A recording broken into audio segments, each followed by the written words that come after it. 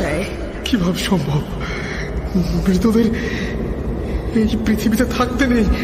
তুমি তুমি চলে যাও, চলে যাও, প্লিজ চলে যাও। সবটাই কি ইলুশন, নাকি অন্য জগতের কেউ কখনো হাজির হয়ে যায় চোখের পলকে? ভূত.com with রাসেল। Welcome back. আপনাদের সবাইকে স্বাগত জানাচ্ছি। আমি রাসেল। আশা করছি আপনারা সবাই ভালো আছেন এবং ভালোর দলে আছেন। আমিও ভালো আছি, ভালোর দলে আছি। আপনাদের সবাইকে জানাচ্ছি পবিত্র ঈদ উল ফিতরের শুভেচ্ছা। আশা করছি ঈদ ভালো কেটেছে পরিবারের সবার সাথে, আপনজনের সাথে। ঈদের সময় আসতে যেমন ভালো লাগে, ঈদের সময় ঈদ শেষ করে ফিরতে ততটা ভালো লাগে না এবং আমাদের তখন মনটা থাকে অনেক খারাপ। এবং আমি চেষ্টা করব যে আপনাদের মনটাকে যতটা সম্ভব ভালো করে দেওয়ার। হয়তো অনেকেই হয়তো এখন আবারও কর্মস্থলে ফিরে গেছেন, অনেকে হয়তো এখনো আছেন পরিবারের সাথে। যারা আছেন তারা অনেক লাকি, আর কেউ কেউ হয়তো ঈদে আসতেই পারেননি। বিশেষ করে আমাদের যে সমস্ত প্রবাসী ভাইরা থাকেন বিভিন্ন জায়গায়, পৃথিবীর বিভিন্ন জায়গায়, তারা কিন্তু প্রত্যেক ঈদে বা হয়তো কোনো ঈদেই টাইম করে আসতে পারেন না। যাই হোক, সবার জন্য অনেক অনেক শুভকামনা। পবিত্র ঈদ উল ফিতরের শুভেচ্ছা জানিয়ে আমি শুরু করছি আমাদের আজকের ভূত.com এবং আশা করছি যে প্রত্যেকটা ঘটনায় আপনাদের অনেক বেশি ভালো লাগবে। লিখছেন, আসসালামু আলাইকুম রাসেল ভাই ও প্রিয় শ্রোতারা, আশা করি ভালো আছেন।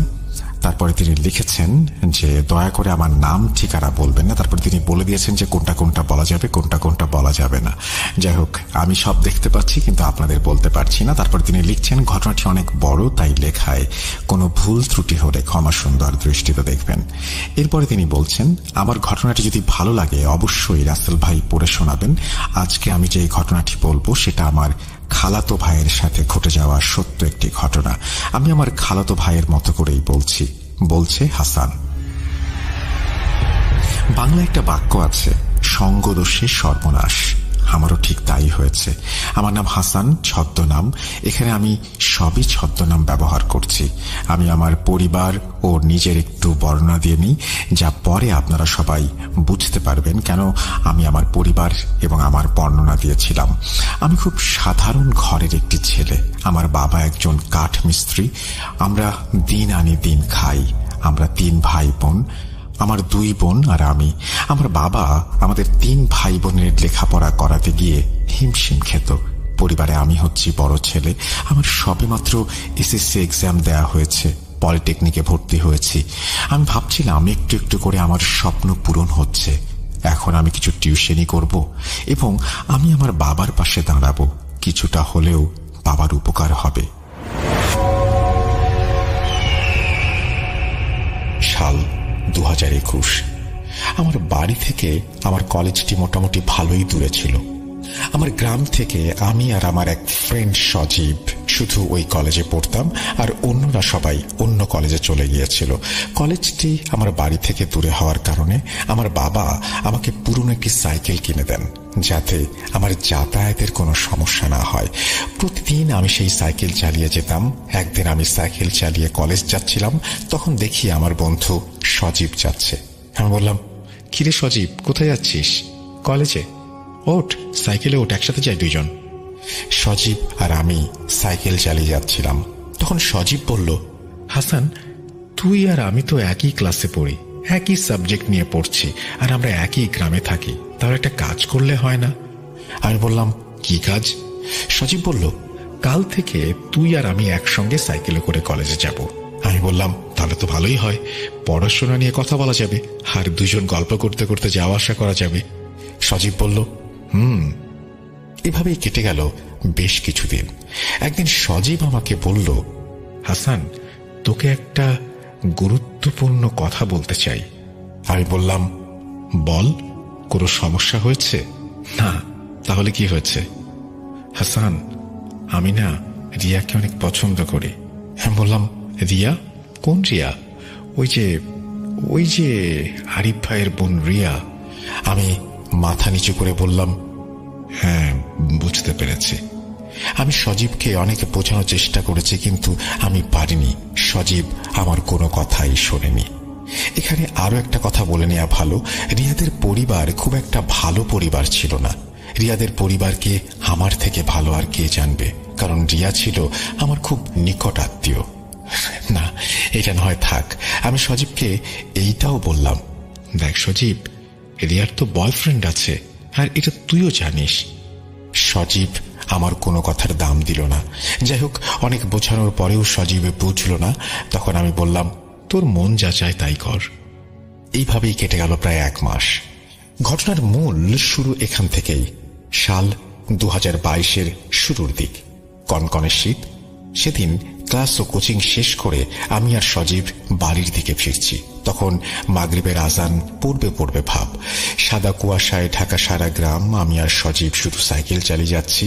এতটুকু কুয়াশা আর শীত ছিল যে রাস্তায় আমি আর সজীব ছাড়া কাউকেই দেখতে পাইনি। আমরা আমাদের বাড়ির খুব কাছাকাছি চলে এসেছিলাম। তখনই সজীব আমাকে বলল, হাসান, সাইকেল থামা। আমি সাইকেল থেকে নেমে বললাম, কি হয়েছে? আরেকটি কথা, আমরা যে জায়গায় দাঁড়িয়েছিলাম সেই জায়গার একটু বর্ণনা দেই। এই জায়গার নাম 3 রাস্তার মোড়। 3টি রাস্তা 3 দিক থেকে চলে এসে এই জায়গায় মিশে গিয়েছে। একটা গেছে আমাদের গ্রামের দিকে, আর একটা গেছে আমাদের শহরের দিকে, আর একটা গিয়েছে চাষের জমি এবং অনেক দূরে আরেকটি গ্রামের দিকে। গ্রামের নাম বিলপাড়া গ্রাম। যাই হোক, সজীব আমাকে বলল, সাইকেল যতই চাষের জমির দিকে যাচ্ছে ততই মনে হচ্ছে আমরা অন্য কোনো জগতে প্রবেশ করছি। চারপাশে শেয়ালের ডাক, ঝিঝি পোকার ডাক। যাই হোক, সজীব আমাকে বলল, সাইকেলটা তুই আমাকে দে, তুই পেছনে বস আজ। আমি কিছু না বলে পেছনে বসলাম। সাইকেল নিয়ে সজীব আমাকে নিয়ে ছুটে চলল সেই চাষের জমির দিকে। আঁকা বাঁকা মাটির রাস্তা দিয়ে সাইকেল যতই চাষের জমির দিকে যাচ্ছে ততই মনে হচ্ছে আমরা অন্য কোনো একটা জগতে প্রবেশ করছি। চারপাশে শেয়ালের ডাক, ঝিঝি পোকার ডাক, আর কনকনে শীতের মধ্যে যেন অন্য একটি জগতের দিকে এগিয়ে যাচ্ছিলাম আমরা। আমি বুঝতে পারছিলাম না সজীব আমাকে কোথায় নিয়ে যাচ্ছে। অনেকক্ষণ সাইকেল চালানোর পর আমরা একটি গ্রামে প্রবেশ করলাম। আমি সজীবকে জিজ্ঞেস করলাম, কিরে, কোথায় আসলাম? সজীব আমাকে বলল, বিলপাড়া গ্রামে এসেছি। বিলপাড়া গ্রামে তোর কি কাজ? দেখতেই পাবি। সজীব সাইকেল নিয়ে একটা বাড়ির সামনে গিয়ে দাঁড়ালো। সজীব আমাকে বলল, সাইকেল থেকে নাম, আমরা ওই বাড়িতে যাব। আমরা সাইকেল রেখে বাড়ির ভেতরে প্রবেশ করি। বাড়ির ভেতরটি দেখে আমার গা শিউরে উঠল। একে তো কুয়াশায় ঢাকা পুরো গ্রাম, তার মধ্যে কনকনে শীত, আর তার মাঝখান দিয়ে এক টুকরো চাঁদের আলো এসে পড়েছে জমিতে, যা এক ধরনের ভয়ঙ্কর পরিবেশ তৈরি করেছে। বাড়ির ভেতরটি ছিল এই রকম যে বাড়ির উঠোনে বিশাল একটা তেঁতুল গাছ আর 3টি ছোট বড় ঘর। চাঁদের আলো আর মোবাইলের আলোতে আমি যা দেখতে পাই তা হলো, তেঁতুল গাছটি দেখে আমি কিছুটা ভয় পেয়ে যাই, কারণ এই গাছটি আর 4টি গাছের মতো স্বাভাবিক নয়। তেঁতুল গাছটির গোড়ায় অনেক রকমের খাবার। গাছটিকে সাদা, কালো, লাল ইত্যাদি সুতা দিয়ে পেঁচিয়ে রাখা হয়েছে। অবাক করা বিষয় হলো, গাছটি দেখে আমার মনে হলো গাছটিকে প্রতিদিন পুজো করা হয়। যাই হোক, আমি আর সজীব বাড়ির ভেতরে প্রবেশ করে দেখি একটি ঘরে আলো জ্বলছে। আমি আর সজীব সেই ঘরের সামনে যাই এবং তখনই সজীব বলে ওঠে, কাদের কাকা আছেন ঘরে? তখনই একজন বৃদ্ধ মহিলা এসে বলে, কে তোমরা, কেন এসেছ? আমার বন্ধু সজীব বলল, কাকি, কাকাকে গিয়ে বলেন সজীব নামে একজন এসেছে, আমি কাকার সাথে মোবাইলে কথা বলে এসেছি। তখন বৃদ্ধ মহিলাটি বলল, তোমরা একটু অপেক্ষা করো। 2 মিনিট পর বৃদ্ধ মহিলাটি 2 গ্লাস পানি নিয়ে আসলো আমাদের কাছে আর বলল, নাও, এই 2 গ্লাস পানি খেয়ে নাও। আর একটা কথা, পানি খাবার সময় বিসমিল্লাহ বলা লাগবে না, আর বাম হাতে নিয়ে খেও। এই কথাটি শুনে আমার কিছুটা রাগ হলো। আমি পুরোপুরি ইমানদার নই, তাই বলে কিছু খাবার আগে বিসমিল্লাহ বলবো না এবং বাঁ হাত দিয়ে খাবো, এটা হয় নাকি? আমি সেই বৃদ্ধ মহিলার কথা না শুনে নিচে বসে বিসমিল্লাহ বলে ডান হাত দিয়ে পানিটি পান করি। আমার বন্ধু সজীব কিন্তু তা করেনি। আমি আমার গ্লাসটি যখন বৃদ্ধ মহিলাকে দিচ্ছিলাম, দেখি সেই মহিলাটি আমার দিকে তার চোখ বড় বড় করে তাকিয়ে আছে। বৃদ্ধ মহিলাটি আমাদের দুজনের দিকে লক্ষ্য করে বলল, তোমরা বাইরে দাঁড়াও, আমি আসছি। এবার তিনি একটি বালতিতে করে পানি নিয়ে এসে আমাদের দুজনকে বললেন, এই পানি দিয়ে পা ধুয়ে বাম পা দিয়ে ঘরে প্রবেশ করো। এবারও আমি তার কথার কোনো দাম না দিয়ে পা ধুয়ে ডান পা দিয়ে ঘরে প্রবেশ করি। আমি কিছুটা অবাক হয়ে যাই, কারণ ঘরটিতে তেমন কোনো আসবাবপত্র ছিল না, শুধু একটি খাট ছাড়া। আরেকটা অবাক করা বিষয় হলো পুরো ঘরটি লাল কাপড় দিয়ে মোড়ানো। যাই হোক, খাটের ওপর বসেছিলেন একজন বৃদ্ধ। আমি সেই বৃদ্ধ পুরুষটিকে দেখে সালাম দেই। জানি না আপনি বিশ্বাস করবেন কিনা, আমি সালাম দেওয়ার পর কেমন যেন একটা উত্তর দিল সেই বৃদ্ধ, যেটা আমি কখনোই শুনিনি। আমার কাছে খুব অদ্ভুত মনে হলো। যাই হোক, একটু পর সেই বৃদ্ধা মহিলাটি চেয়ার এনে আমাদেরকে বলল বসার জন্য। আমরা বসি। তখন সেই বৃদ্ধ পুরুষটি সজীবকে বলল, যা বলেছিলাম তা এনেছিস? সজীব তার পকেট থেকে একটি চিরকুট বের করে দিল বৃদ্ধকে।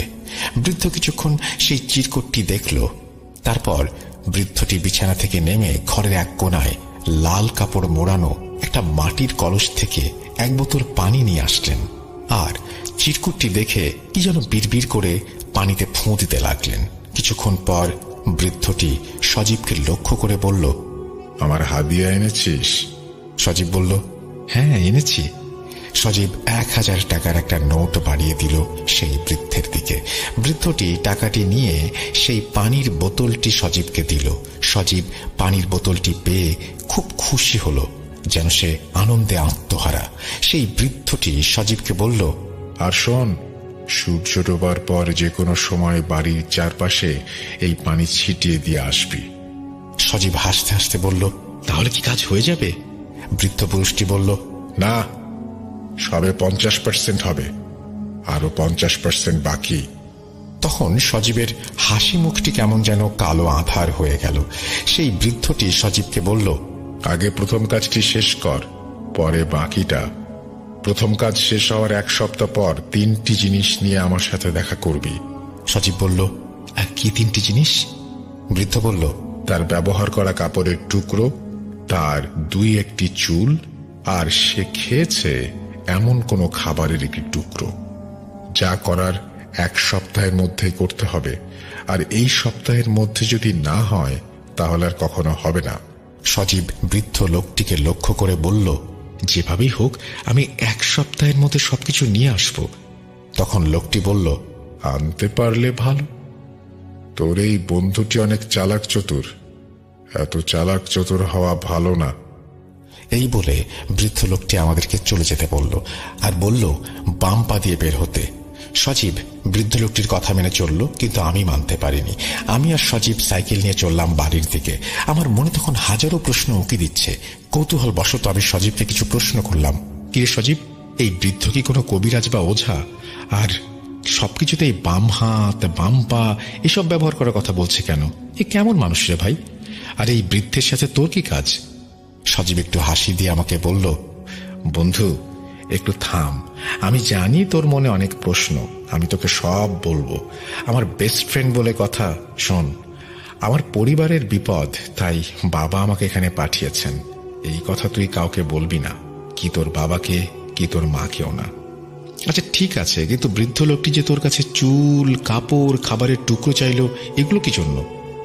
সজীব তোতলাতে তোতলাতে বলল, এইগুলো এমনি, আমি এত কিছু জানি না। আমি আর সজীবকে আর কিছু বলিনি। তখনও আমার মনে অনেক প্রশ্ন উকি দিচ্ছিল। যাই হোক, আমাদের বাড়ির সামনে আমরা চলে এসেছি।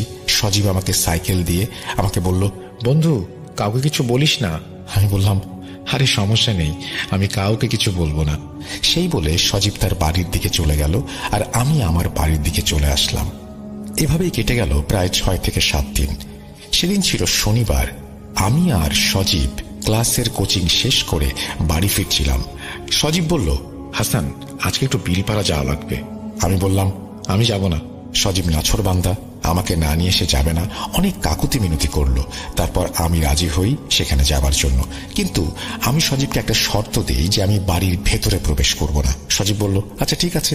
সজীব আর আমি সাইকেল নিয়ে ছুটলাম সেই বিলপাড়া গ্রামের উদ্দেশ্যে। চারপাশে শুধু চাষের জমি আর চাষের জমি। চাষের জমির মাঝখান দিয়ে ছোট্ট একটা রাস্তা, সেই রাস্তা দিয়ে ছুটে চলেছে আমাদের সাইকেলটি। অনেকক্ষণ সাইকেল চালানোর পর আমরা গিয়ে পৌঁছালাম বিলপাড়া গ্রামের ওই বাড়িতে। বাড়ির সামনে আসার পর আমি সজীবকে বললাম, তুই বাড়ির ভেতরে যা, আমি তোর জন্য বাইরে অপেক্ষা করছি। সজীব বলল, আচ্ছা ঠিক আছে। বলে বাড়ির ভেতরে প্রবেশ করল। সজীব বাড়ির ভেতরে প্রবেশ করার পর আমি ভালো করে চারদিকটা দেখছিলাম। শ্রোতারা বিশ্বাস করবেন কিনা জানি না, এই আধুনিক যুগেও এই বাড়িটিতে কোনো আধুনিকতার বিন্দু মাত্র ছোঁয়া নেই, যেমন বিদ্যুৎ, টেলিভিশন ইত্যাদি। আরো অবাক করা বিষয় হলো, ছোট বড় ঘর আছে 3টি, তবে আমার চোখে মানুষ পড়েছে মাত্র 2 জন। বৃদ্ধ ও বৃদ্ধা ছাড়া আমি কাউকে এখানে থাকতে দেখিনি। আর এই বাড়ির আশেপাশে কোনো বাড়িও ছিল না। এই বাড়িটি গ্রামের সর্বশেষ বাড়ি, তারপর শুধু বিল আর বিল। আমি বিলের দিকে তাকিয়ে শুধু ভাবছিলাম, কি করে এখানে 2 জন মানুষ, তাও আবার বৃদ্ধ বৃদ্ধা, থাকতে পারেন। আমার মনে মনে অনেক খারাপ লাগছিল।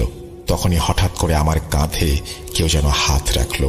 আমি কিছুটা চমকে যাই, পেছনে তাকিয়ে দেখি আমার বন্ধু সজীব। সজীব আমাকে বলল, চল, তোকে ভেতরে ডাকছে। আমি বললাম, আমি ভেতরে যাব না, তোকে আগেই বলেছি, আর ওদের নিয়ম কানুন আমার ভালো লাগে না। তখন সজীব আমাকে বলল, বন্ধু, আমরা তো এখানে আসবো না, আজকেই শেষ। তুই আমার বেস্ট ফ্রেন্ড, আমার আর আমার পরিবারের জন্য আরেকটু কষ্ট কর। আমি আর না করতে পারলাম না। আমি সজীবের সাথে বাড়ির ভেতরে প্রবেশ করি। প্রথম দিন আমি আর সজীব যেই ঘরে গিয়েছিলাম, আজকে আর আমাদেরকে সেই ঘরে নেয়নি। বৃদ্ধ মহিলাটি সজীবকে আর আমাকে বলল, আমার সাথে চল। মহিলাটি আমাদেরকে নিয়ে তেঁতুল গাছের গোড়ায় বড় একটি ঘরে নিয়ে যায়। যেই না আমি আর সজীব ঘরের ভেতরে প্রবেশ করেছি, তখনই বৃদ্ধ মহিলাটি একটু রাগান্বিত হয়ে আমাকে বলল, দাঁড়া, এত তাড়া কিসের? তোদের আগে পানি পান করাই, তারপর পা ধুয়ে ঘরে প্রবেশ করবি। এবার আমি একটু রাগান্বিত হয়ে বললাম, আমি বিসমিল্লাহ না বলে কিছু খেতে পারবো না, আর বাম পা বা বাম হাতও ব্যবহার করতে পারবো না। তখন আমার বন্ধু সজীব আমাকে শান্ত হওয়ার জন্য বলল। যাই হোক, আমরা ঘরে প্রবেশ করি। ঘরে প্রবেশ করে দেখি পুরো ঘর আগরবাতির ঘ্রাণে মোমো করছে, আর ঘরের চারপাশে হরেক রকমের মোমবাতি জ্বলছে। আর ঘরের এক পাশে একটি আসন করে চোখ বন্ধ করে বসে আছেন সেই বৃদ্ধ লোকটি আমাদের অস্তিত্ব বুঝতে পেরে সজীবকে উদ্দেশ্য করে বলল, কিরে, তোকে যা আনতে বলেছিলাম এনেছিস? উত্তরে সজীব বলল, হ্যাঁ, আনতে পেরেছি। তখন বৃদ্ধ লোকটি বলল, কই দে দেখি কি এনেছিস। সজীব বৃদ্ধ লোকটির দিকে লাল একটি কাপড়ের ব্যাগ এগিয়ে দেয়। তারপর বৃদ্ধ লোকটি ব্যাগ থেকে এক এক করে 3টি জিনিস বের করে, কিছু চুল, একটি ছোট কাপড়ের টুকরো, অর্ধেক খাওয়া একটি চিকেন ফ্রাই। আর এই 3টি জিনিস দেখে বৃদ্ধ লোকটি একটা চিৎকার দিয়ে উঠল, আরে, এই 3টি জিনিসকে একটি মাটির পাত্রে রাখতে বলেছে কে? শোন, আমি একটা কাজ শেষ করে আসছি, আর একটা কথা, ঘরের বাইরে যাই হয়ে যাক না কেন, তোরা কেউ ঘর থেকে বের হবি না। এই বলে বৃদ্ধ মহিলাটি ও বৃদ্ধ পুরুষটি সজীবের দেয়া জিনিসগুলো নিয়ে বাইরে চলে যায়, আর ঘরের দরজাটি ভালো করে বন্ধ করে দিয়ে যায়। ও, আরেকটি কথা বলতে ভুলে গিয়েছিলাম। বৃদ্ধ লোকটি সজীবকে বলেছে, আমি তোকে পানি পড়া দেওয়ার একদিন পর তুই পানি ছিটিয়ে দিয়েছিলি, তাই না? সজীব বলল, হ্যাঁ। তখন বৃদ্ধ লোকটি চিৎকার করে বলল, আমার প্রভু অজিরের কাছে আর কোনো কিছুই অসম্ভব না। অজিরের দয়ায় তোর একটি কাজ হয়েছে, আশা করছি এটাও হয়ে যাবে। যাই হোক, তারা 2 জন চলে যাওয়ার পর আমি সজীবকে জিজ্ঞাসা করলাম, কিরে সজীব, কি হচ্ছে এসব? আর কি সব কুফরি কথাবার্তা বলছে? সজীব আমার কথার কোনো উত্তর দিল না। আর তখনই হঠাৎ বাইরে তুমুল ঝড় বৃষ্টি শুরু হলো। আমি আর সজীব কিছুটা ভয় পেয়ে যাই। আমি সজীবকে বলতে লাগলাম, কিরে, এই শীতের দিনে আবার ঝড় শুরু হলো কিসে? তখন আমি দেখি সজীব ভয় পেয়ে ভীতুর মতো একটি চেয়ারে বসে আছে। আমি বাইরে কি হচ্ছে দেখার চেষ্টা করি, কিন্তু কিচ্ছু দেখতে পাইনি। বাইরে এতটাই ঝড় হচ্ছিল যে মনে হচ্ছে এক নিমিষেই সব শেষ করে দেবে। তখনই বাতাসের তীব্র গতিতে দরজাটি খুলে যায়, আর তারপর দেখি ঘরের বাইরে তেঁতুল গাছটি যেন এখনই ভেঙে পড়বে। আর সেই তেঁতুল গাছটির গোড়ায় বসে বৃদ্ধ পুরুষ ও মহিলাটি কোন একটি অবয়বকে পুজো করছে, আর তাদের পুজোকে লক্ষ্য করে বেশ কিছু কালো অবয়ব তাদের চারপাশে ঘোরাঘুরি করছে।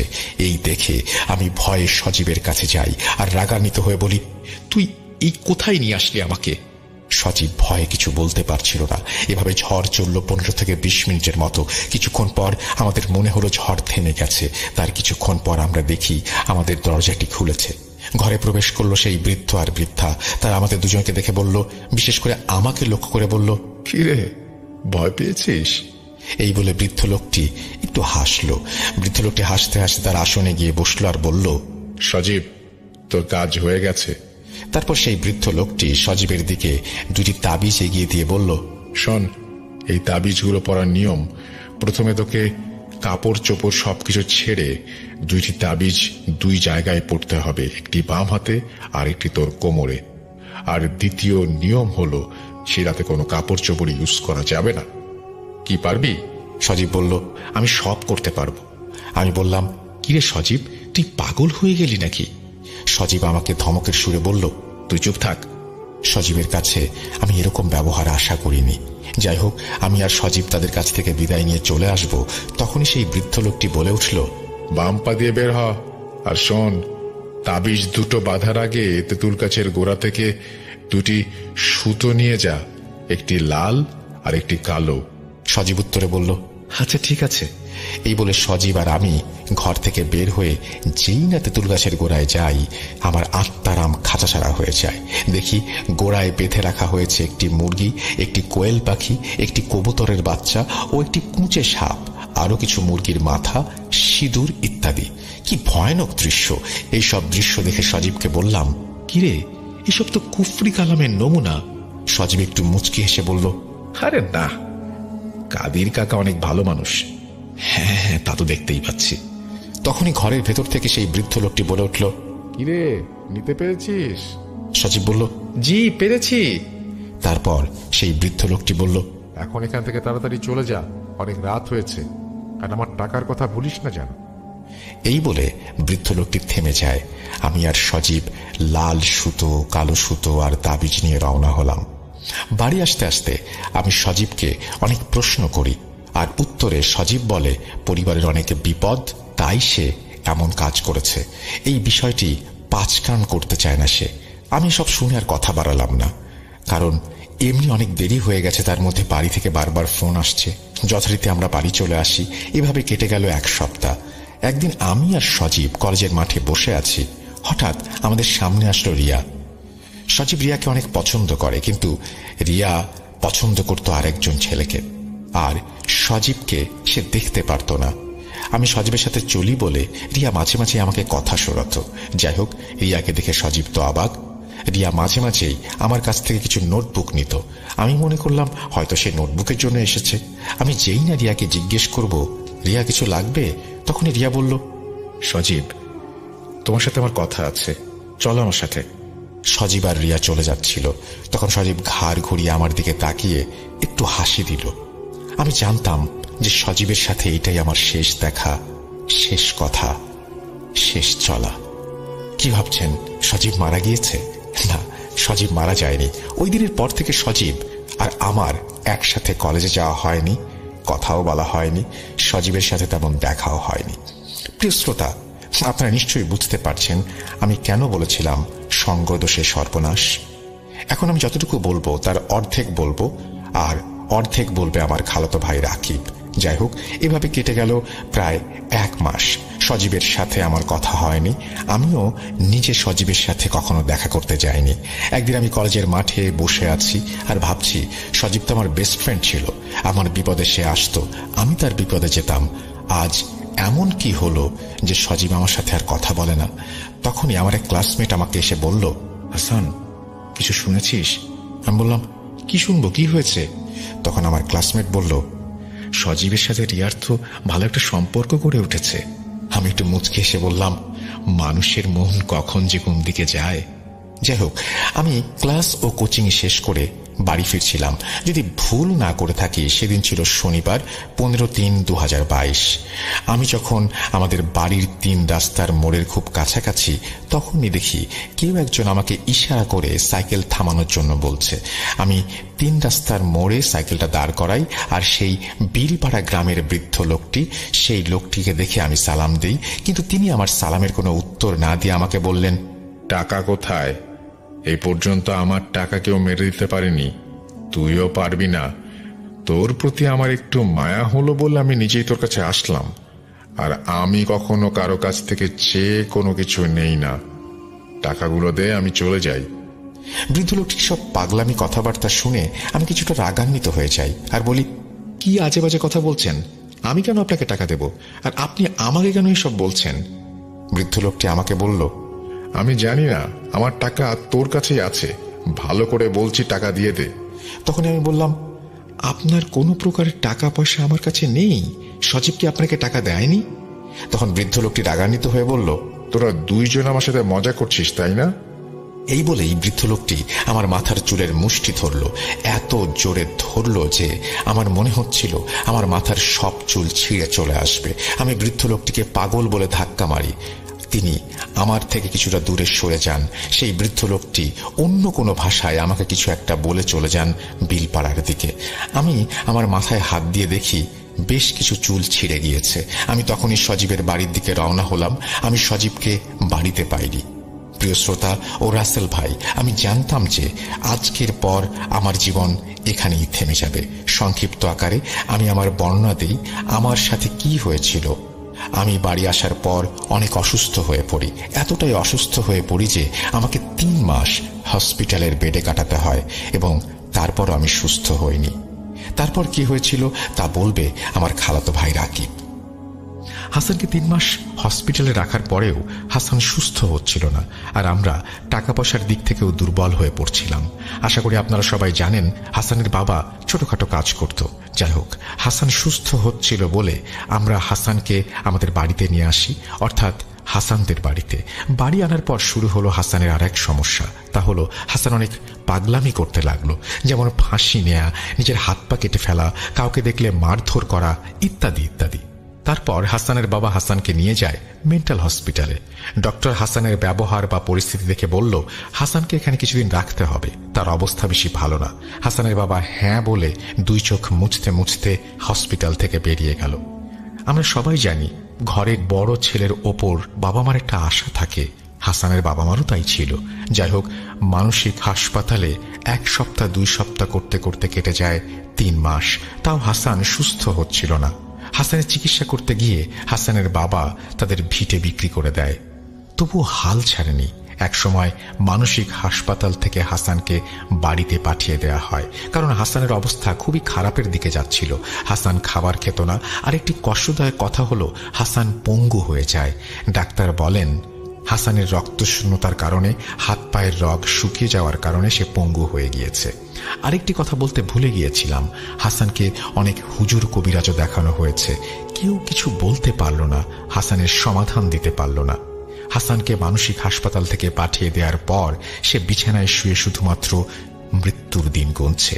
আমরা আমাদের সামর্থ্য মতো যতটুকু পেরেছি তা করেছি, কিন্তু আমরা একটা সময় আর পারিনি। আমরা হাসানের আশা ছেড়ে দেই। তখনই আমরা আশার আলো দেখতে পাই।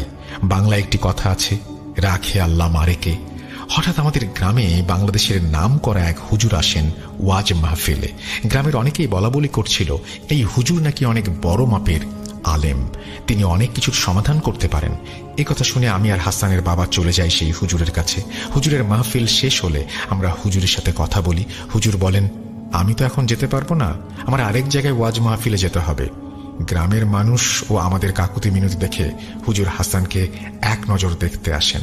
হুজুর বাড়ির ভেতরে প্রবেশ করেই বললেন, এই বাড়িতে একটা আড্ডাখানা হয়ে গিয়েছে, কিভাবে আছেন এই বাড়িতে?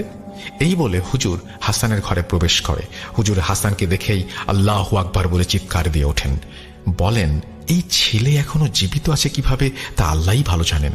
হাসানের বাবা জিজ্ঞেস করেন, হুজুর কি হয়েছে আমার ছেলের? হুজুর যা বলেন তা শোনার জন্য হয়তো হাসানের বাবা মা কেউই প্রস্তুত ছিলেন না। হুজুর বলেন, তার উপর অনেক খারাপ ধরনের কালো জাদু করা হয়েছে। কালো জাদুর কিছু ভাগ আছে। হাসানের উপর করা হয়েছে খুব নিকৃষ্ট এবং নাপাকি জিনের সর্দার দ্বারা করানো কোনো জাদু। আমি এখানে ওর কোনো চিকিৎসা করতে পারবো না, হুজুর বলছেন। হাসানকে শুক্রবার সকালে আমার মাদ্রাসায় নিয়ে আসবেন। হুজুরের কথা মতো আমরা শুক্রবার সকালে হুজুরের মাদ্রাসায় চলে যাই হাসানকে নিয়ে। হুজুর হাসানকে দেখে বললেন, সে বসতে পারবে না, তাই তাকে এখানে শুইয়ে দিন। তারপর হুজুর হাসানের চারপাশে একটা গোল বৃত্ত এঁকে দিলেন। তারপর ছোট বড় মোট 15 জন হুজুর নিয়ে শুরু হলো হাসানের রুকাইয়া। আমরা তখন বাইরে দাঁড়িয়েছিলাম। আমরা অনেক কিছুর আওয়াজ শুনতে পাই এবং অনেক কিছুর ধস্তাধস্তির শব্দ শুনতে পাই। যাই হোক, রুকাইয়া চলে প্রায় 1 ঘন্টা। কিছুক্ষণ পর হুজুর ঘর থেকে বেরিয়ে আসেন আর আমাদেরকে যা বলেন তা শোনার জন্য আমরা মোটেও প্রস্তুত ছিলাম না। বলছেন, আমি তো আগেই বলেছিলাম হাসানকে কালো জাদু করা হয়েছে, আর হাসানের উপর যে কালো জাদু করা হয়েছে তা সাধারণ কেউ করতে পারবে না, কারণ এই জিনকে পেতে হলে মানুষ কুরবান করতে হয়। আর হাসানকে যেই কবিরাজ কালো জাদু করেছে সে তার তিনজন ছেলে মেয়েকে কুরবান করেছে সেই জিনকে পাওয়ার জন্য। আর এই জিনের আছে অলৌকিক অনেক ক্ষমতা যা অন্য কোনো জিন কখনো করতে পারে না। অন্য জিনের সেই ক্ষমতা থাকে না। আর এই জিন হচ্ছে সর্দার জিন। আর জিনও বারবার ফিরে আসছিল কারণ কবিরাজের জিনগুলো ছিল নাপাক এবং পোশাকবিহীন। আপনারা জানেন কি কেন হাসানকে কালো জাদু করা হয়েছে? হাসান আর হাসানের এক বন্ধু একটি মেয়ের ওপর কালো জাদু করার জন্য যে কবিরাজের কাছে গিয়েছিল, কবিরাজ কিছু টাকার জন্য সেই কালো জাদুটি উল্টে হাসানের ওপর করে। হাসান আর তার বন্ধু কবিরাজকে বলেন, যদি আপনি জাদুর কাজ করে দেন, আমি সেই মেয়েকে পাই, তাহলে আপনাকে আমি সব টাকা, অর্থাৎ আমার সব টাকা দিয়ে দেব, এবং কাজ না হলে কোনো টাকা পয়সা আমি দেব না। কবিরাজের কালো জাদু কাজ করে, কিন্তু কবিরাজকে কোনো টাকা পয়সা দেয় না। কবিরাজ অনেক দিন হাসানের বন্ধুর কাছে গিয়েছিল, কিন্তু সে টাকা দেয়নি। আর সে বলে, আমি টাকা অনেক আগে হাসানকে দিয়েছি, আপনি তার কাছ থেকে নিয়ে নেন। তারপর থেকে কবিরাজ হাসানকে খুঁজতে থাকে, আর একদিন হাসানের সাথে দেখা হয়ে যায়। সেই কবিরাজ হাসানকে তার টাকা দেওয়ার জন্য চাপ প্রয়োগ করে। হাসান তো কিছুই বুঝতে পারে না। সেইখান থেকেই হুজুরের ক্ষোভ এবং তার থেকেই হাসানের প্রতি এই নিকৃষ্ট প্রতিশোধ, এবং হাসান পড়ে যায় বিপদে। হায় রে মানুষ! এই বলে হুজুর থামেন। ঘটনাটি অনেক বড় হয়ে গিয়েছে, তার জন্য আমাকে মাফ করবেন। আসলে স্বপ্ন অনেক ছোট হয়, কিন্তু বাস্তব অনেক বড়। হাসান এখন মোটামুটি সুস্থ, তবে সে আর কোনোদিন দাঁড়াতে পারবে না। আশা করি আপনারা সবাই বুঝতে পেরেছেন আমি প্রথমে কেন বলেছিলাম সঙ্গ দোষে সর্বনাশ।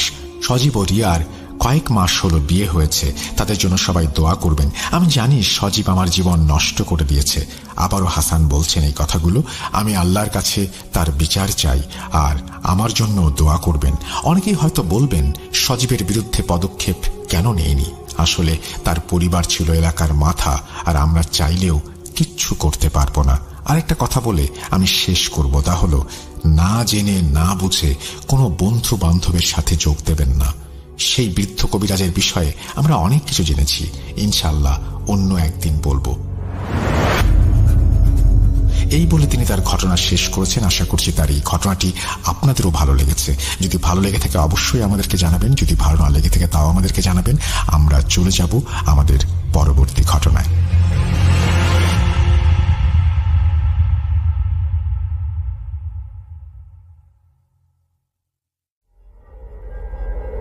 Spirit, be here with me.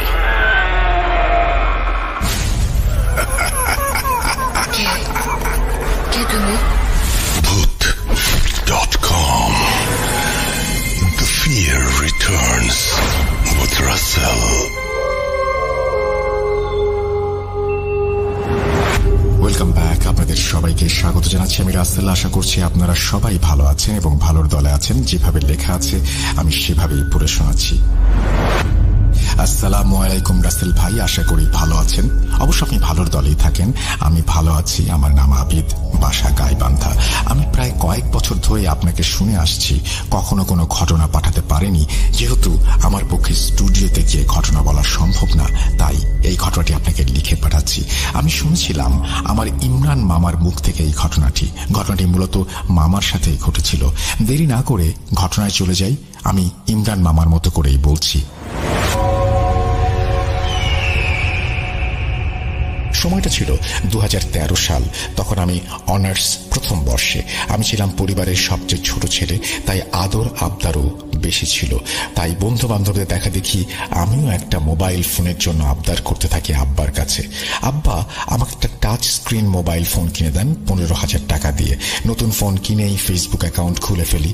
আমাদের বাড়ি থেকে টাওয়ার একটু দূরে থাকায় খুব ভালো নেটওয়ার্ক পেতাম না, তাই মাঝে মাঝে আমরা বাসার বাইরে গিয়ে ফেসবুক ইউজ করতাম। তেমনি এক সন্ধ্যায় মাগরিবের নামাজের পর আমি বাড়ির বাইরে টঙে বসে ফেসবুক ইউজ করছিলাম আর গান শুনছিলাম। হঠাৎ করে আমি লক্ষ্য করলাম একজন বৃদ্ধ মহিলা পেছন দিক থেকে এসে আমার সামনে দাঁড়ালো এবং কিছুক্ষণ তাকিয়ে রইল। এবং আমার দিকে একটা সময়ে বিশ্রীভাবে একটা হাসিও দিল। বৃদ্ধ মহিলাটি একটু খাটো, গায়ে ছিল একটা সাদা শাড়ি এবং তার মুখটা ছিল একদম রক্তশূন্য, ফ্যাকাশে ধরনের। তাকে দেখে আমি ভীষণ রকমের ভয় পেয়ে যাই। কান থেকে হেডফোন খুলে মোবাইলে গানটা অফ করে সামনের দিকে তাকাতেই দেখি সামনে আর কেউ নেই। আশেপাশে তাকালেও আর কাউকে দেখতে পাই না। আমি খুব তাড়াহুড়া করে দৌড় দিয়ে বাড়ির ভেতরে চলে যাই। তারপর আম্মাকে ঘটনাটি খুলে বলি। আম্মা বেশ রাগান্বিত হন আমার ওপরে, বলেন সন্ধ্যার পর কেন আমি বাইরে গিয়েছিলাম ইত্যাদি ইত্যাদি। তারপর উনি দোয়া পড়ে আমাকে ফু দেন। আর তারপর আমার সাথে আর কোনো ঘটনা ঘটেনি। আমি সন্ধ্যার পর আর বাসার বাইরে যেতাম না। বলে রাখা ভালো, আমি খুব ভালো মাছ ধরতে পারতাম। বলতে গেলে এক প্রকার নেশা ছিল আমার। তাই মাঝে মাঝে বন্ধুদের নিয়ে গ্রামের বিলে বা বিভিন্ন জায়গায় রাতে মাছ ধরতে যেতাম। তেমনি একদিন আমি আর আমার বন্ধু নাসিরউদ্দিন মিলে ঠিক করি যে আজকে রাত্রে মাছ ধরতে যাব। সেদিন আমার গ্রামে ইসলামিক সভা ছিল। নাসিরউদ্দিন আমাকে বলল যে সভা শুনে একটু ঘুমিয়ে মাছ ধরতে যাবে, সে আমাকে এসে জাগিয়ে দেবে। তো যেইভাবে সেই কাজ। রাত 12টার দিকে সভা শুনে এসে ঘুমিয়ে পড়ি। আনুমানিক 2:30টার দিকে নাসিরউদ্দিন এসে আমাকে ডাক দেয় এবং আমি উঠে মাছ ধরতে যাই এবং পলাই নিয়ে যাই সঙ্গে করে। গ্রামের পাশেই বিলের দিকে রওনা হই আমরা। যথাসময় আমরা মাছ ধরতে শুরু করি। সেদিন প্রচুর মাছ পাচ্ছিলাম। যত এগোচ্ছি তত মাছের আনাগোনা যেন বাড়ছিল। দুই বন্ধু মিলে মাছ মারছি, কিন্তু নাসিরউদ্দিন খুব বেশি কেন জানি কথা বলছিল না। এমনিতেই সে অনেক বাঁচাল স্বভাবের এবং তার বিড়ির নেশাও অনেক, কিন্তু সেদিন সে একটা বিড়িও ধরায়নি। আমি টুকটাক সিগারেট খাচ্ছিলাম, তাই নাসিরউদ্দিনকে বলি যে, কিরে বিড়ি ধরা একটা, আর গান বল শুনি। সে বলল, ইচ্ছে করছে না, তুই মাছ ধরতে থাক। তার কিছুক্ষণ পর আমরা বিশ্রাম নেওয়ার জন্য বসি। আমার কাছে ম্যাচ থাকলেও বিড়ি ছিল না, তাই নাসিরউদ্দিনের কাছে একটা বিড়ি চাই। নাসিরউদ্দিন বলে যে, তোর কাছে কোনো বিড়ি নেই? আমি বেশ অবাক হয়ে যাই। নাসিরউদ্দিন মাছ ধরতে এসছে, তার কাছে কোনো বিড়ি নেই শুনে কষ্টই লাগলো। এদিকে নাসিরউদ্দিন বেশ তোড়জোড় শুরু করে দিয়েছে সামনের দিকে এগিয়ে যাওয়ার জন্য। আমি একটু বিরক্ত হয়েই ম্যাচের একটা কাঠিতে টোকা দিয়ে আগুন জ্বালিয়ে উঠে দাঁড়িয়েছি। এক মুহূর্তের জন্য আমি চমকে গেলাম নাসিরউদ্দিনের পায়ের দিকে লক্ষ্য করে। আমি দেখলাম নাসিরউদ্দিনের পা দুটো একেবারেই অস্বাভাবিক। নাসিরউদ্দিন বেশ ভালো রকমের বিরক্তি নিয়েই পেছনে ফিরে বলল, কিরে বিড়ি নাই, কিছু নাই, অথচ ম্যাচ জ্বালাচ্ছিস কেন? চল সামনে তাড়াতাড়ি চল। ততক্ষণে আমার মেরুদণ্ড দিয়ে শীতল স্রোত বয়ে গেছে।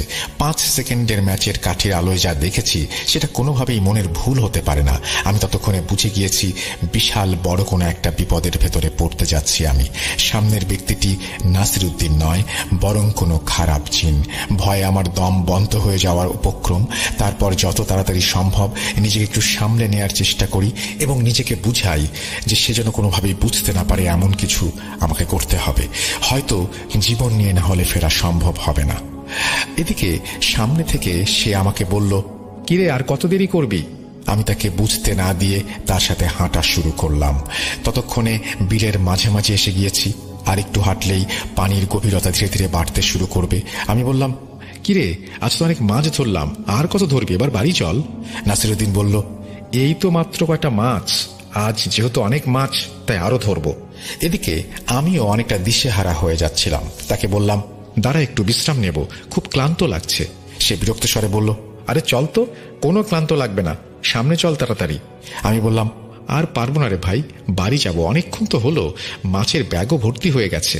সে এবার মহাবিরক্তি নিয়ে বলল, এত বাড়াবাড়ি করছিস কেন? মাছ ধরতে কি সমস্যা তোর? দেখছিস না কত মাছ? এদিকে আমিও সময় পার করার জন্য এটা সেটা বলছিলাম, তর্ক করছিলাম এবং কিছুটা সময় পারও করতে পারলাম। কিন্তু ভোর হতে তখন অনেক দেরি, আজান হতে অনেকটা সময় বাকি। আমি বুঝতে পারছিলাম যদি আজান না হয় তাহলে আমার জীবনে আজকে ভয়াবহ কিছু একটা অপেক্ষা করছে। এদিকে নাসিরউদ্দিন রূপী জিনটাও সম্ভবত কিছুটা আন্দাজ করতে পেরেছিল যে আমি হয়তো কিছু বুঝে গেছি। এবার সে রাগের স্বরে আর মোটা গলায় আমাকে বলতে লাগলো, চল চল বলছি, ইমরান আমাকে রাগাবি না একদম। এবারে আমি একেবারেই ভেঙে পড়লাম এবং যত দোয়া দুরুদ জানি সব পড়তে শুরু করলাম। এদিকে আমার বাড়িতে মা তাহাজ্জুদের নামাজ পড়তেন বিধায় অনেক আগেই ঘুম থেকে উঠেছেন। ঘুম থেকে ওঠার আগ মুহূর্তে তন্দ্রা অবস্থায় মা একটা ছোট্ট দুঃস্বপ্ন দেখেছেন। তিনি স্বপ্নে দেখেন যে একটা কুয়োর মধ্যে আমি পড়ে গেছি এবং আর্তনাদ করছি এবং সেই কুয়োটা আস্তে আস্তে ছোট হয়ে আসছে। মা চেষ্টা করছিলেন কুয়োটার কাছে যাওয়ার জন্য, কিন্তু কোনোভাবেই তার কাছে তিনি যেতে পারছিলেন না। তিনি যতবার এগুচ্ছিলেন ততবারই বাতাসের ধাক্কায় পড়ে যাচ্ছিলেন। ঠিক তখনই তার তন্দ্রা ভাবটি কেটে যায়। তিনি উঠে দ্রুত আমার রুমে চলে আসেন এবং দেখেন আমি বিছানায় নেই। মা খুবই চিন্তিত হয়ে পড়েন। আমি সচরাচর রাতে মাছ ধরি সেটা তিনি জানতেন, কিন্তু রাত 12টার আগে আমি চলে আসি এটাও তিনি জানতেন। আমার বন্ধুরা বা আমার চাচাতো ভাইরা থাকায় তিনি কিছু বলতেন না। তিনি দ্রুত চাচির কাছে যান এবং তাকে ডেকে তুলে বলেন আমার চাচাতো ভাইরা মাছ ধরতে গেছে কিনা। চাচি বলেন তারা তো কেউ মাছ ধরতে যায়নি, তারা সভা থেকে এসেই ঘুমিয়েছে। এবার আমার মা ভয় পেয়ে যান। তিনি আমার বড় বোন তাকে উঠান। আব্বা বাড়িতে ছিলেন না, তিনি ব্যবসার কাজে বাইরে ছিলেন। মা আর বড় আপা অজু করে দ্রুত নামাজে বসে পড়েন। মা সিজদায় পড়ে কান্নাকাটি করতে থাকেন আর আল্লাহর কাছে আমার সুস্থতার জন্য বলতে থাকেন। মায়ের মন তো হয়তো বিপদের আশঙ্কা টের পেয়েছিল, তাই মা চাচা আরো কয়েকজন জেগে ওঠায় আমাকে খুঁজতে বের হন এবং যেহেতু বেশিরভাগ সময় আমি বিলের দিকেই মাছ ধরতে যাই, লাইট নিয়ে তারা বিলের দিকেই রওনা দেন। এদিকে ততক্ষণে ভয়ে কাঠ হয়ে আমি দাঁড়িয়ে আছি। নাসিরুদ্দিনের চেহারা ততক্ষণে পরিবর্তিত হতে শুরু করেছে, সে ভয়ানক আকার ধারণ করতে শুরু করেছে। নাসিরুদ্দিনের জায়গায় আস্তে আস্তে একটা কালো ছায়া কিংবা অবয়ব কিছু একটা ওরকম দেখতে পাচ্ছি আমি তখন মৃত্যু ভয়ে কাঁপছি। মাথায় কোনো সূরা আসছে না। হঠাৎ কালো অবয়ব ভারী মোটা গলায় বলল, বাঁচবি না তুই, আজ শেষ করে ফেলব। টের পেয়েছিস যখন, মরার জন্য প্রস্তুত হ। আমিও শেষবারের মতো বাঁচার কথা ভাবলাম। আর কোনো কিছু না ভেবেই পেছন ফিরে দিলাম দৌড়। অল্প পানি হলেও দৌড়াতে বেশ কষ্ট হচ্ছিল আমার, তারপরেও জীবনের মায়া বড় মায়া। এদিকে পেছন থেকে শোঁ শোঁ শব্দ আসছিল, যেন ঝড় বইছে। আর ভয়ঙ্কর হুঙ্কার তো আছেই। প্রায় 15 মিনিট দৌড়ানোর পর আমার পা আর চলে না। শরীর ক্লান্ত হয়ে আসছিল, চোখের সামনে সবকিছুই অন্ধকার হয়ে আসছিল। হঠাৎ করে একটা কিছুর সাথে ধাক্কা খেয়ে আমি পড়ে গেলাম। উঠতে গেলে লক্ষ্য করলাম আমার চারপাশে অন্ধকার, কিছু বাতাস ঘূর্ণিঝড়ের মতো কুণ্ডুলি পাকিয়ে ঘুরছে। আমি একদম মাঝ বরাবর, কখন জানি সেই ঝড়ের কুণ্ডলি আমাকে গ্রাস করে নেয়। আমি আর কিছু নিতে পারছিলাম না। আল্লাহ বাঁচাও বলেই জ্ঞান হারালাম। জ্ঞান হারাবার মুহূর্তে 3টা জিনিস আমার কানে আসলো। প্রথমে শুনলাম কেউ বলল, কেউ তোকে বাঁচাতে পারবে না। দ্বিতীয়ত আমার নাম ধরে কয়েকজন ডাকলো। তৃতীয়ত সবচেয়ে মধুর, মনে হলো অনন্তকাল ধরে এটা শোনার জন্য আমি অপেক্ষা করছিলাম, সেটা ছিল ফজরের আজানের ধ্বনি। আমি শেষ পর্যন্ত জ্ঞান হারালাম, আর কিছু বলতে পারলাম না। যখন আমার জ্ঞান ফিরল তখন আমি নিজেকে আমার বাড়িতে আবিষ্কার করলাম। কেউ একজন আমার মাথায় পানি ঢালছে এবং দোয়া পড়ে ফুঁ দিচ্ছে। আমার মায়ের কান্নাও আমি শুনতে পাচ্ছিলাম। অবশেষে আমি চোখ খুলে উঠে বসলাম। মাথায় প্রচন্ড রকমের ব্যথা করছিল। মনে হয় 1 শতাব্দী পর ঘুম থেকে উঠলাম। একজন হুজুর আলহামদুলিল্লাহ জ্ঞান ফিরেছে বলে আমার কাছে আসলেন। আব্বা বললেন, কি হয়েছে রে ইমরান, বিলের মাঝে জ্ঞান হারিয়ে পড়েছিলি কেন? আর একাই মাছ ধরতে গিয়েছিলি? তারপর সবকিছু খুলে বললাম। নাসিরুদ্দিন সেখানে ছিল। এসব শুনে সে অবাক হয়ে যায়। আমি বললাম, সভা থেকে এসে আমি ঘুমিয়ে পড়ি। নাসিরুদ্দিন বলে, আমিও ঘুমিয়ে পড়ি, কিন্তু আমি আর উঠতে পারিনি, তাই তোকেও আর ডাকতে পারিনি। আমার রূপ নিয়ে তোর কাছে অন্য কেউ গিয়েছে। আব্বা আর কাউকে কোনো কথা বলতে দিলেন না। সবাইকে চলে যেতে বললেন, আমাকে বিশ্রাম করতে বললেন। পরের দিন আব্বা আমাকে এলাকার বড় এক হুজুরের কাছে নিয়ে গেলেন। সব শুনে তিনি আমাকে বিকালে আসতে বললেন। বিকালে তার কাছে গেলে তার কথা শুনে আমার মাথায় আকাশ ভেঙে পড়ে। হুজুর বলেন যে ইমরানের ওপর কালো জাদু করা হয়েছে, সে যে বেঁচে গেছে এটাই অনেক বড় ব্যাপার। হয়তো সেদিন রাতেই তাকে মেরে ফেলতো, কিন্তু জিনটা তাকে মারতে পারেনি। সেই সময় ফজরের আজানটা হয়েছিল। তোমরাও বিলে পৌঁছে গিয়েছিলে, তবে এই জিন অনেক শক্তিশালী আর রাগী, সে তোমাদের সাথে খারাপ কিছু করবে। তারপর আব্বাকে বললেন, এর চাইতে আর কিছু আমার পক্ষে বলা সম্ভব না, তাবিজ দিচ্ছি কোনো ক্ষতির হাত থেকে তাকে বাঁচাবে। এই বলে ইমরান ভাই গল্প থামালেন এবং আমাকে বললেন আরো অনেক কিছু তার জীবনে ঘটেছে, সেগুলো অন্য কোনো দিন বলবেন। ঘটনাটি পাঠিয়েছেন আবিদ হাসান গাইবান্ধা থেকে। আপনাকে অসংখ্য ধন্যবাদ চমৎকার এই ঘটনাটি পাঠানোর জন্য। আশা করছি আপনার এই ঘটনাটি সবার ভালো লাগবে। আমরা চলে যাব আমাদের পরবর্তী ঘটনায়।